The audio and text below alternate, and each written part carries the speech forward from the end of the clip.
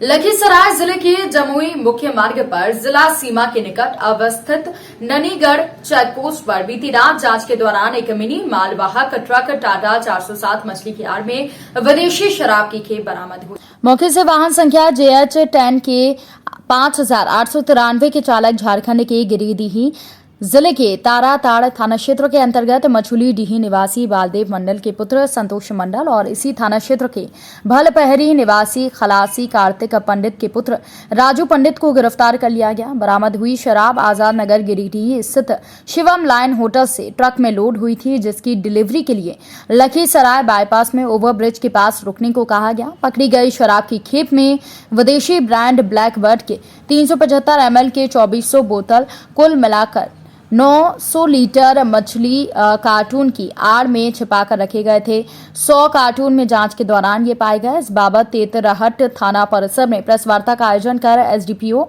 रंजन कुमार ने बताया कि शराब की खेप मंगवाने वाले गिरोह की तलाश में पुलिस की टीम सक्रिय है। जल्द ही इन धंधेबाजों के विरुद्ध कार्यवाही भी की जाएगी। निषेध को देखते हुए और आपराधिक घटनाओं को देखते हुए पुलिस अधीक्षक महोदय द्वारा लखीसराय द्वारा नूनगढ़ थाना क्षेत्र तेतरगढ़ थाना क्षेत्र अंतर्गत नूनगढ़ में चेक पोस्ट बनाया गया, जहां एक पुलिस पदाधिकारी और कुछ फोर्स प्रतिनियुक्त है जो झारखंड से आने वाली गाड़ियों की लगातार चेकिंग की जाती है। जहां उसी क्रम में कल मतलब आज रात 12 बजे करीब एक टाटा पिकअप टाटा 407 मालवाहक ट्रक है, मिनी ट्रक JH10X 5893, जिसमें मछली का कार्टून पैक लदा हुआ था। और जब मछली का कार्टून खोल के देखा गया तो कुछ में तो मछली थे और बाकी करीब 100 कार्टून ऐसे हैं जिसमें ब्लैकबर्ड शराब 375 ml एक का मात्रा है और करीब 2400 बोतल बरामद हुआ, करीब 900 लीटर अंग्रेजी शराब बरामद हुआ, जिसमें चालक संतोष मंडल और राजू पंडित दोनों थाना ताराटाड़ गिरिडीह के रहने वाले हैं। और इनसे पूछने पे इनके द्वारा बताया गया कि शिवम लाइन होटल आजाद नगर है गिरिडीह में, वहीं से माल लोड हुआ था और इनको लखीसराय ओवरब्रिज के पास माल पहुंचाना था।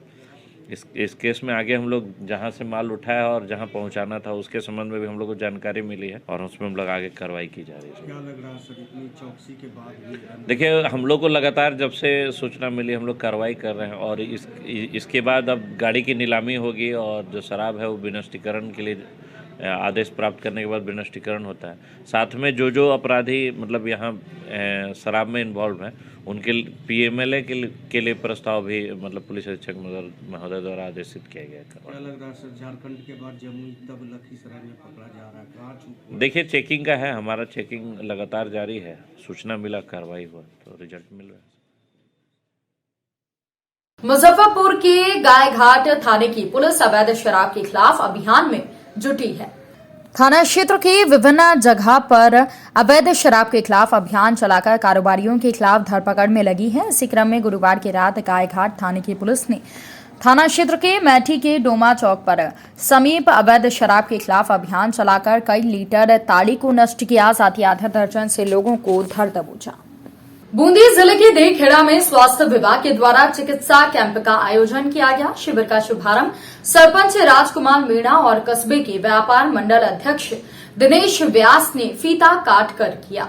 शिविर प्रभारी ललित मीणा ने अतिथियों का माल्यार्पण कर स्वागत किया। प्रभारी मीणा ने बताया कि शिविर में शिशु रोग विशेषज्ञ doctor Suresh Meena, MD physician Mahavir Meena, स्त्री रोग विशेषज्ञ अंजू मीणा, देखेड़ा अस्पताल मुकेश शर्मा, विजय शर्मा, रेहाना समेत समस्त कार्मिकों ने सेवाएं दी। शिविर प्रभारी ने बताया कि शिविर में गंभीर रोगियों की पहचान कर उनको भविष्य में मेगा शिविर के लिए इलाज के लिए चिन्हित कर रोगियों को परामर्श और दवाइयां देने ग्रामीणों का राज्य सरकार की महती चिरंजीवी योजना में पंजीयन किया गया है। आज ग्राम पंचायत दहीखड़ा में सामुदायिक स्वास्थ्य केंद्र पर मुख्यमंत्री निरोगी राजस्थान चिरंजीवी स्वास्थ्य शिविर का आयोजन किया जा रहा है, जिसमें सभी विशेषज्ञ अपनी अपनी सेवाएं देंगे। फिजिशियन, स्त्री रोग विशेषज्ञ, शिशु रोग विशेषज्ञ, आयुष चिकित्सक, दंत रोग विशेषज्ञ सभी अपनी सेवाएं देंगे। तो लोगों से यही है कि ज़्यादा से ज़्यादा इस शिविर का फायदा उठाएं और चिरंजीवी योजना के में रजिस्ट्रेशन भी होगा, जिसके तहत आप 5 लाख तक का कैशलेस ट्रीटमेंट किसी भी अस्पताल में जाके करवा सकते हैं। धन्यवाद। अलवर में मूक बधिर बच्चे के साथ हुए हैवानियत को लेकर आज अलवर शहर के युवाओं के द्वारा मशाल जुलूस निकाला गया। मशाल जुलूस शहर के नगली सर्किल से जिला कलेक्टर निवास तक निकाला गया। जिला कलेक्टर निवास पर पहुंचकर युवाओं के द्वारा बच्ची को न्याय दिलवाने के लिए प्रदर्शन किया गया। अल्टीमेटम दिया तो ना तो सरकार ने कलेक्टर को हटाया ना एसपी को हटाया। क्या कहना चाहेंगे इस बारे में? आंदोलन करेंगे, बड़ा आंदोलन होगा। उस बेटी की आवाज अगर वो बोल नहीं सकती बेटी, उसकी आवाज को दबाया जा सकता है, परंतु अलवर जिले के युवाओं की, औरतों की आवाज को नहीं दबाया जा सकता। अगर लेडीज के साथ, अगर किसी बहन बेटी के साथ अगर इस तरह का करते हुआ तो आपकी बार तो हम मसाल जुलूस लेके आए, अगली बार इससे बड़ा आंदोलन होगा और सड़कों पर खून बहेगा। इसका अंदाजा पुलिस प्रशासन को भी नहीं पता होगा, क्योंकि हम गांव डाली डाली जा करके इस आंदोलन की रूपरेखा को बनाएंगे और जिले के अंदर बहुत बड़ा आंदोलन करेंगे। मसाल क्या कहना चाहेंगे इस बारे? आज जो हमने मसाल जुलूस जो निकाला है वह हमारी बहन मूक बधिर जो बहन है उसको न्याय दिलाने के लिए सभी युवा शक्तियों की कल मेरे नेतृत्व में बैठक हुई, जिसमें निर्णय लिया। युवाओं में काफ़ी आक्रोश था, तो आज कल हमने राजस्थान सरकार को अल्टीमेट दिया कि अगर कल 12 बजे तक पुलिस अधीक्षक और जिला कलेक्टर का स्थानांतरण नहीं किया गया है तो हम बड़ी संख्या में कलेक्टर निवास व पुलिस अधीक्षक के निवास के वहाँ मसाल जुलूस के रूप में जाएंगे सभी युवा एकत्रित होकर। तो हम सभी युवा साथी यही कहने आए हैं इस मसाल जुलूस को लेकर, हमारी जो बहन है मूक बधिर उसको जल्दी से जल्दी न्याय मिले। तरह तरह के बयान बदलकर जिला कलेक्टर और पुलिस अधीक्षक अपने बयान ना बदलें। सरकार आती जाती रहती है, लेकिन उस बच्ची के साथ जो हुआ है वह बहुत गलत हुआ है, बहुत निंदनीय है। तो उसको सभी युवा साथी एकत्रित होकर न्याय दिलाए। धन्यवाद। रविंद्र पटेल। बदायूं में 115 विधानसभा सदस्य सीट पर आज कांग्रेस पार्टी की प्रत्याशी रजनी सिंह के कार्यालय का उद्घाटन जिला अध्यक्ष कांग्रेस के ओमकार सिंह ने किया और हवन पूजन भी किया गया। वहीं कोरोना गाइडलाइन का उल्लंघन किया गया। कांग्रेस महिला मोर्चा की अध्यक्ष ने प्रधानमंत्री नरेंद्र मोदी को कहा कि मुस्लिम महिलाओं का कहना है कि मोदी जी ने और योगी जी ने बुर्का उतरवा दिया है, वो कांग्रेस की सरकार बनने पर दोबारा पहनना शुरू हो जाएंगे। शाहजहांपुर की तिलहर विधानसभा क्षेत्र से सपा छोड़कर बीजेपी में शामिल हुई सलोना कुशवाहा ने सपा के मुखिया अखिलेश यादव पर निशाना साधा। सलोना का आरोप है कि अखिलेश ने उनके साथ बहुत बड़ा धोखा किया है। पिछले 3 वर्षों से उन्होंने उन्हें सिर्फ आश्वासन दिया है और ऐन वक्त पर उनके साथ धोखा किया। उन्होंने कहा कि अखिलेश यादव को अच्छे और बुरे इंसान की पहचान नहीं है। सलोना ने कहा कि उन्होंने ऐसे वक्त में सपा का झंडा ऊंचा किया था जब कोई सपा का नाम नहीं लेना चाहता था। सपा छोड़कर भाजपा ज्वाइन करने वाली महिला नेता सलोना कुशवाहा ने कहा कि अखिलेश यादव को कोयला और हीरे की पहचान भी नहीं है। भाजपा ने उनके बुरे वक्त में उन्हें सहारा दिया, जमीन से उठाकर उन्हें खड़ा किया है। सलोना के सपा छोड़कर भाजपा में जाने के बाद क्षेत्र के सैकड़ों लोगों ने सलोना का स्वागत किया। सलोना जी, समाजवादी पार्टी से आपने चुनावी तैयारी शुरू की, आज सपा को छोड़ करके नहीं कह सकते उसको, लेकिन समाजवादी ने जब आपको टिकट नहीं दिया तो भाजपा में शामिल है, समर्थकों का हुजूम भी है यहाँ पर, क्या कुछ तैयारी, क्या मुद्दे? मैंने समाजवादी पार्टी के लिए ईमानदारी से उसका झंडा बुलंद किया था और पूरी मेहनत से झंडा बुलंद किया था। मेरा मन साफ था, लेकिन मुझे नहीं मालूम है कि अखिलेश जी ने मेरे साथ ऐसा क्यों किया। उस टाइम मुझे ज़मीन पे लाके छोड़ दिया जब बिल्कुल कोई मेरे पास आगे बढ़ने का रास्ता भी नहीं था। लेकिन उस परिस्थिति में मुझे भाजपा वालों ने उठाया और पूरे मान सम्मान के साथ अपने परिवार में सम्मिलित किया। इसका मैं भारतीय जनता पार्टी का बहुत बहुत धन्यवाद देना चाहती हूँ और मैं उसका शुक्रगुजार रहूंगी कि उस परिस्थिति में मुझे सहारा दिया भारतीय जनता पार्टी ने। अखिलेश ने तिलहर से जिसको सपा से टिकट दिया है उसके लिए क्या कहेंगे? अखिलेश जी ने मुझे नहीं मालूम, उनको अखिलेश जी को एक कोयले और हीरे में परख नहीं उन्होंने पकड़ पाई, ये उनकी सोच है। लेकिन ये तो समय बताएगा कि परिवर्तन पूरा क्षेत्र चाह रहा है और यह समय बताएगा कि किसकी विजय होती है और किसकी हार होती है। आगामी विधानसभा निर्वाचन 2022 को शांतिपूर्ण, निष्पक्ष और सकुशल संपन्न कराने के उद्देश्य से दिनांक को पुलिस अधीक्षक खीरी संजीव सुमन के निर्देशन में और नेतृत्व में पुलिस लाइन ग्राउंड पर दंगा नियंत्रण ड्रिल के प्रशिक्षण और अभ्यास का आयोजन किया गया।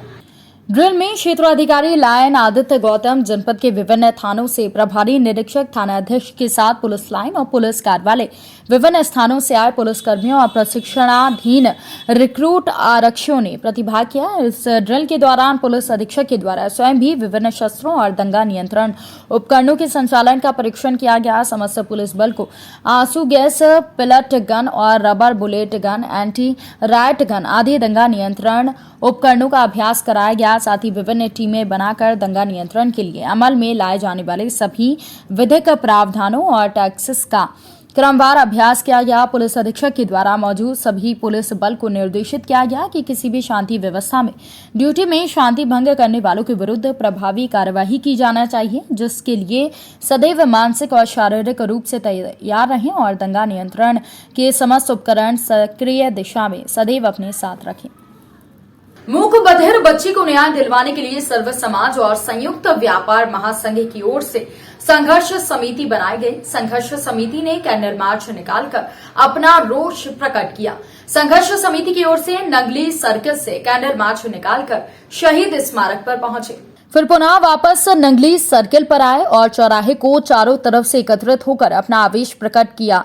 आपको बता दें कि इस विषय को लेकर जिस तरीके से अलवर प्रशासन मूक दर्शक बनकर बैठा है, उनको चेताया जाएगा।